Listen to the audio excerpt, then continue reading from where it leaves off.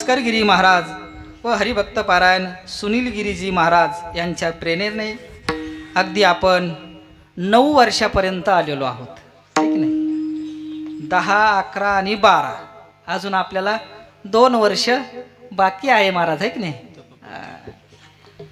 अगदी या कीर्तनाकरता पहिल्या दिवसाची सेवा राष्ट्रीय धर्माचार्य डॉक्टर जनार्दन महाराज मेटे यांची झाली आणि दुसरी सेवा तुम्ही मुक्ताबाईला दिलेली आहे. मुक्ताबाईला अशा प्रकारे दिलेली आहे.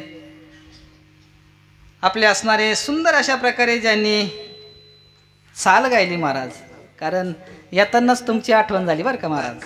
आमचे असणारे हरिभक्त पारायण देवीदास महाराज सवई भेंडाळाकर व त्यांना अशा प्रकारे साथ करणारे हरिभक्त पारायण अण्णा महाराज आपेगावकर, बरोबर आहे ना? शांताराम महाराज. असं असं शांताराम महाराज, सुंदर अशा प्रकारे शांताराम महाराजनी आणि खूप अत्यंत माझ्यावर प्रेम करणारे आमचे असणारे हरिभक्त पारायण कृष्णा महाराज दिघी.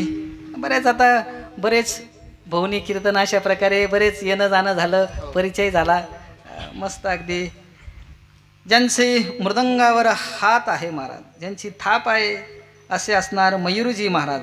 खूप गोड वाजवतात बाबा तुम्ही बरं का, म्हणून तुम्हाला कोटी कोटी धन्यवाद. आणि आमच्याच भागातले उत्कृष्ट अशा प्रकारे हनुमान महाराज झिरपे, तुमची काल आठवण केली महाराज बापू महाराजनी आणि राजू महाराजनी बरं का.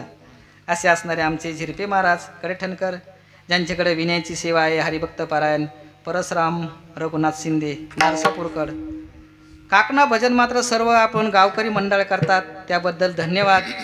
अगदी हा माझा जो आवाज आहे आमचे असणारे बजरंग बली साऊंड सिस्टम रामेश्वर महाराज पाठे, नाव पाठ झालं महाराज त्यांचं माझं, कारण आता जवळजवळ अगदी उत्कृष्ट अशा प्रकारे त्यांची साऊंड सिस्टम जसं बजरंग बलीचं काम आहे महाराज, तसं बजरंग बलीसारखंच त्यांचं काम आहे.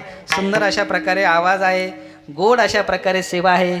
तसं मी म्हणलो होतो, मी ठरवून आलतो को आपण नामपर अभंगावर चिंतन करायचं असं मी ठरवलेलं होतं, कारण दुसऱ्या दिवसाची सेवा आहे आणि नेमाने नामपर अभंगाची सेवा करावी असं मनातून त्याचं चिंतन केलेलं होतं.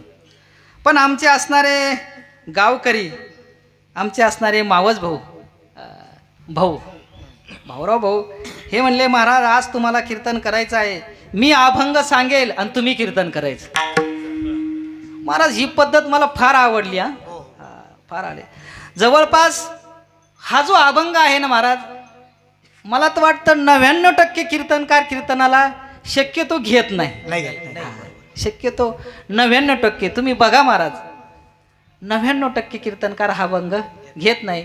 कारण का घेत नाही?